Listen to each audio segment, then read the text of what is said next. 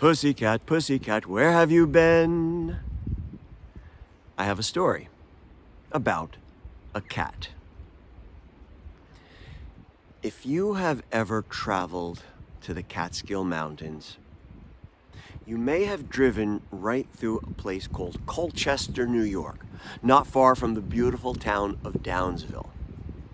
And if you went through Colchester, you drove right through a place called Cat Hollow.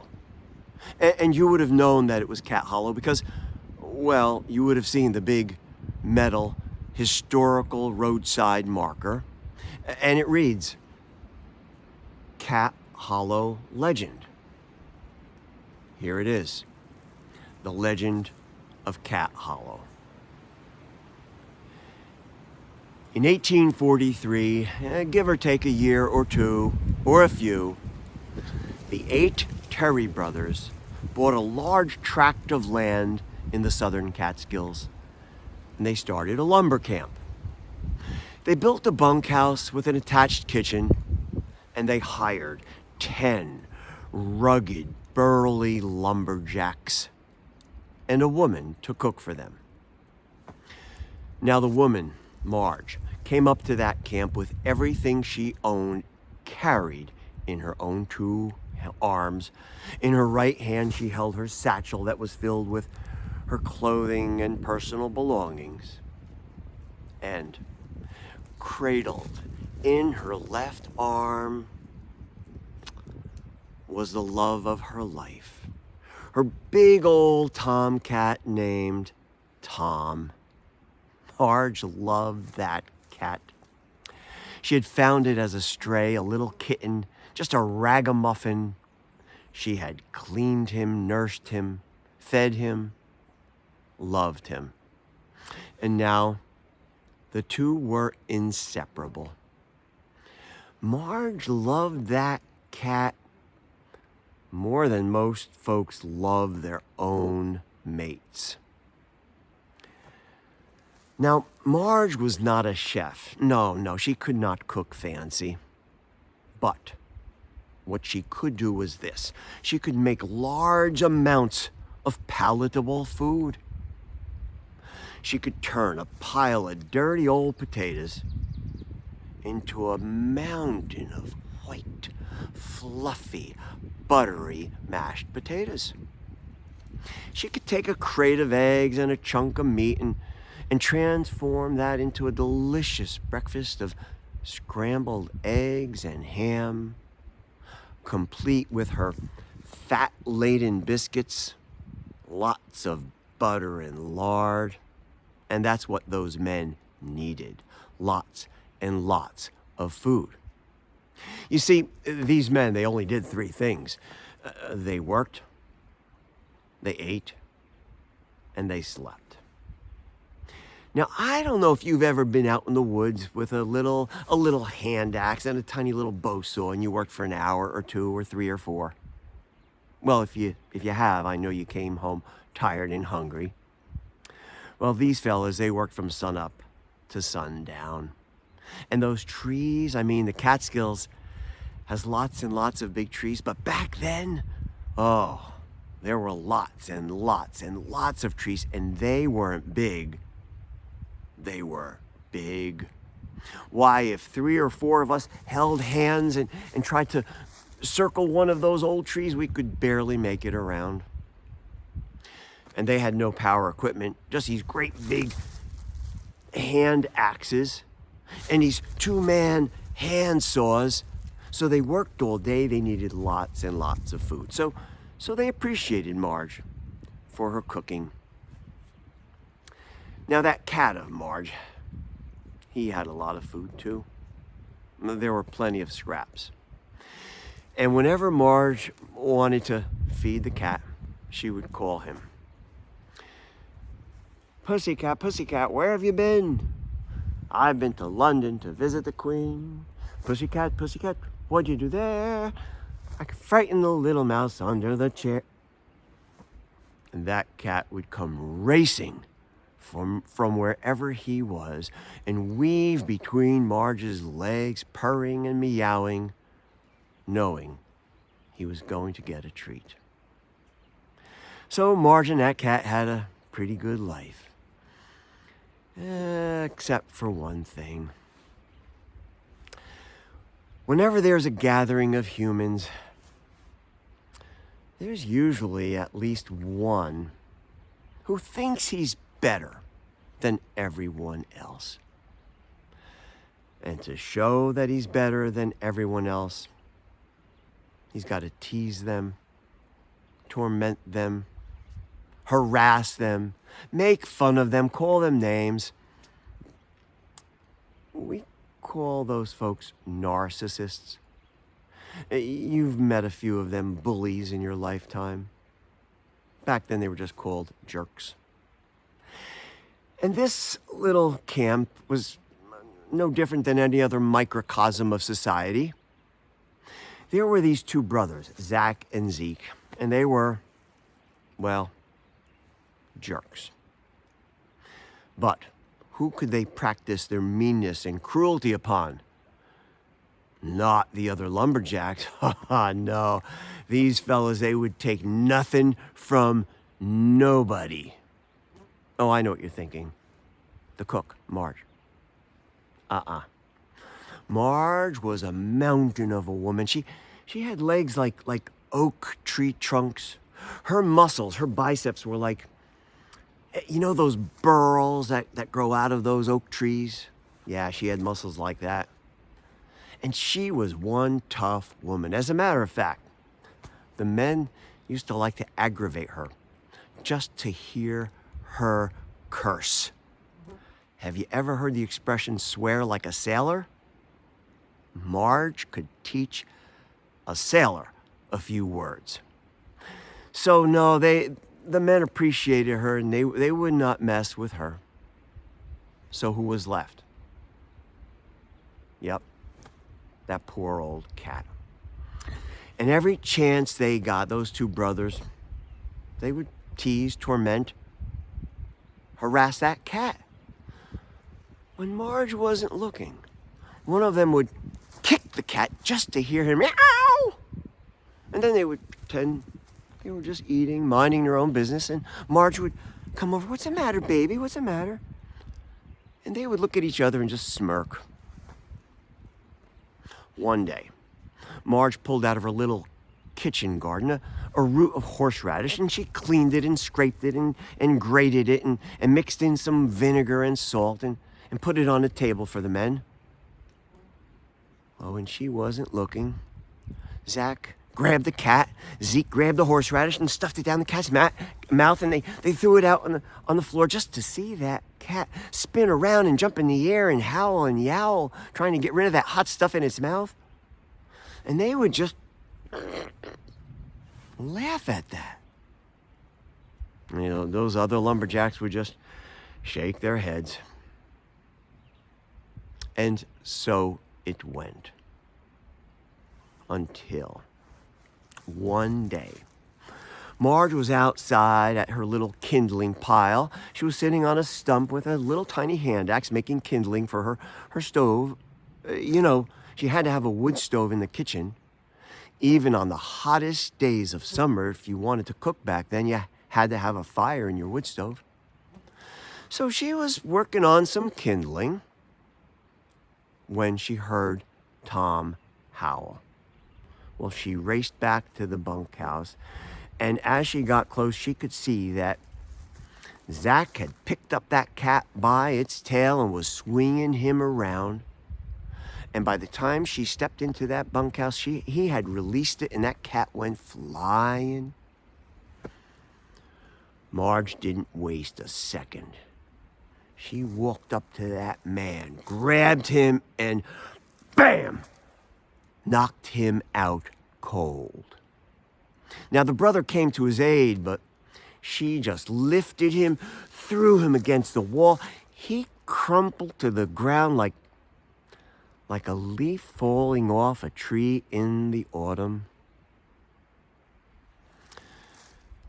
Now, those two boys, they got teased something fierce by the other lumberjacks. And if you know anything about narcissists, bullies, jerks, They know how to dish it out, but they can't take it. And so now they were angry, and they plotted their revenge.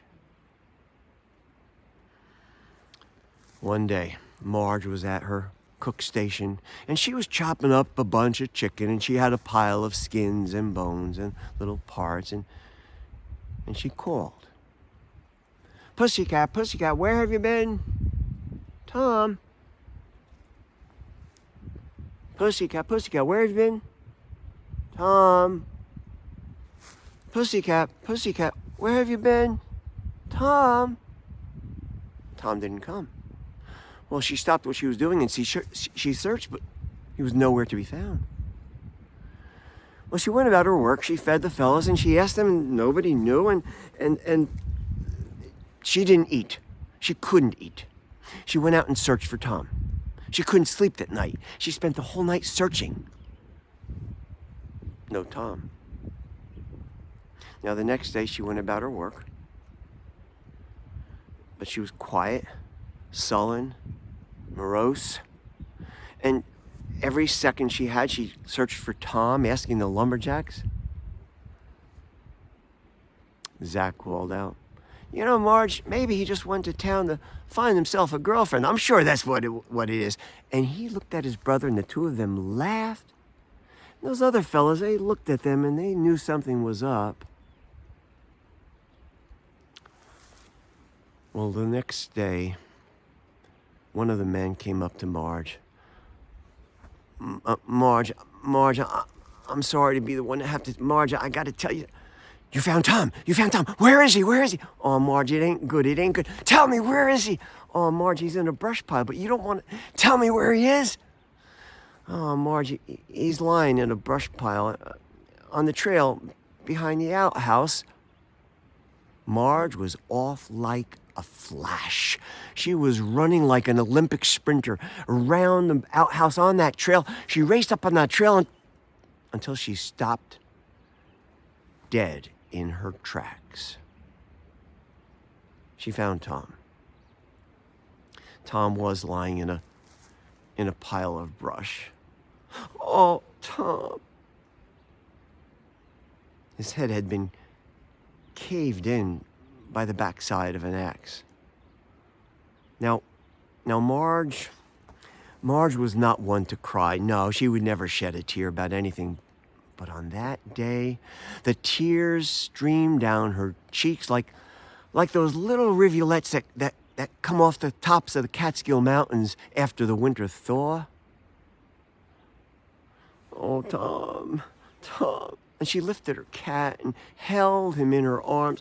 Tom, I'm so sorry I couldn't protect you. I'm so sorry. What am I going to do? What? What, Tom? No, I can't do that, Tom. What? You want me to? Really? What did Tom tell her to do? That night, she fed the men. She didn't eat, but she stood there watching them. And when they were almost done, she went to her stove and she opened the stove door, and an aroma wafted out into the room. She pulled out a pie. It was a small pie with a golden crust dripping with gravy. And she made an announcement. "Oh, boys, I caught a rabbit in my snare trap this morning. Oh, it was just a little bitty thing, and I didn't want it to go to waste. And so I made a little treat. Well, there's not enough for all of you, but I thought maybe a few of you might enjoy this." Well, the man looked at Marge. That wasn't like her to just make something little like that for the whole group.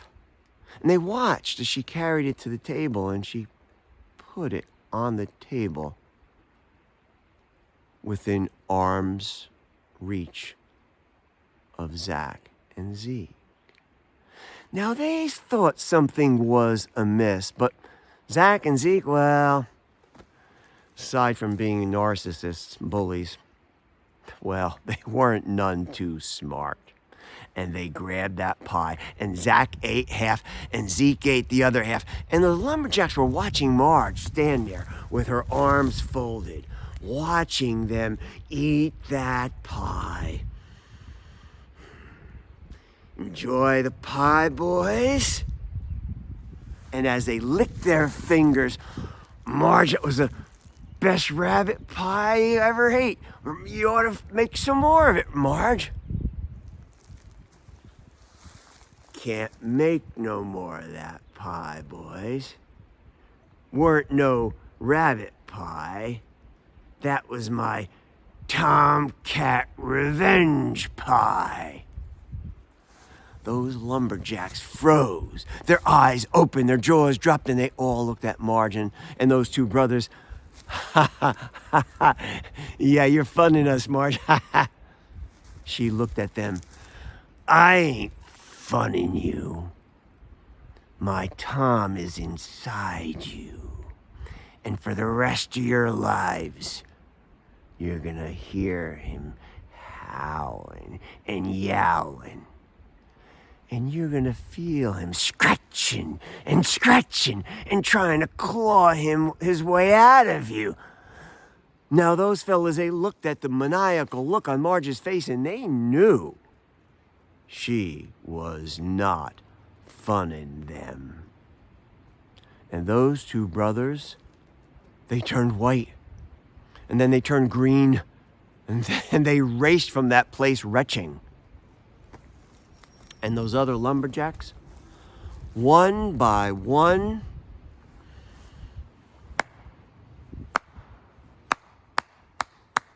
they applauded her, they stood, they showed their approval. Now those two brothers, well, they couldn't show their face in that camp again. And even if they decided to stay, Marge had made an ultimatum. Either they leave or I leave. And nobody wanted Marge to leave. So they packed their bags and they left. And Marge continued her work. But she wasn't right. She had changed. She was quiet, sullen, morose. The men could not cheer her up no matter what they tried. Until something happened one day. One of those men came up to Marge. Marge, I got something for you. I just come from town and I brought you something and well, you might not think you're ready, but here. And he shoved something into Marge's hands. And Marge looked into her hands and there was a little kitten. Now, Marge, the baker in town, his cat had a dozen of these. And I looked at him and Marge, when I saw this one, Marge, look at him. Don't he look just like Tom? He's black and white like Tom and look in his eyes, Marge. They're green. He's got them same green eyes. And Marge looked at that little cat, and there was an uncanny resemblance. He did look like a miniature Tom. Now, Marge didn't think she was ready to love anybody or anything else, but when that little kitten opened its tiny little mouth and licked Marge's sausage fingers with its tiny pink raspy tongue, the ice that had developed over her heart when Tom had died began to melt. Oh, little one, I'm going to protect you. No harm will ever come to you. I'll feed you. I'll take care of you. I will love you. And she was good to her word, and she did protect, feed, and love that cat. As did all those other lumberjacks. They adopted that cat. Even when they were eating, you could hear one of those big burly fellas call out, "Pussycat, pussycat, where have you been?" and that little kitten would come padding over, mew, mew, mew, and that fellow would give him a little morsel from his plate. And so that little cat, named Tom, too, had lots to eat, as did Marge and all these fellas. Lots of food to eat, a roof over their heads, lots of work to do, a little bit of cash money to spend. And so, Tom, too, Marge, and all those lumberjacks, they lived happily ever after. Pussycat, pussycat, where have you been? I've been to London to visit the Queen. Pussycat, pussycat, what'd you do there? I frightened the little mouse under the chair.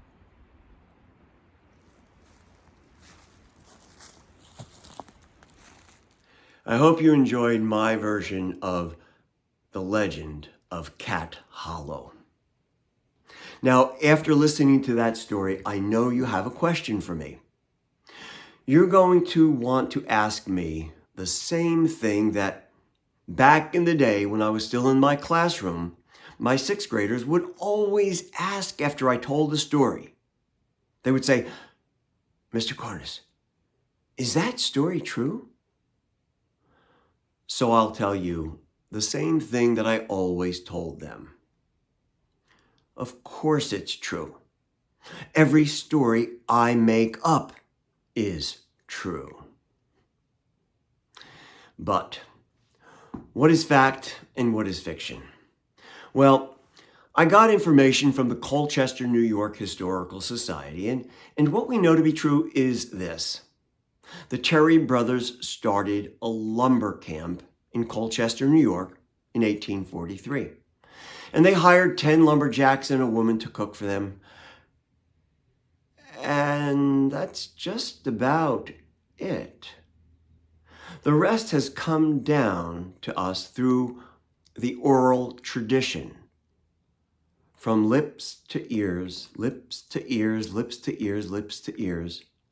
From the 1840s all the way to the 1930s when someone had the idea, I should write this story down.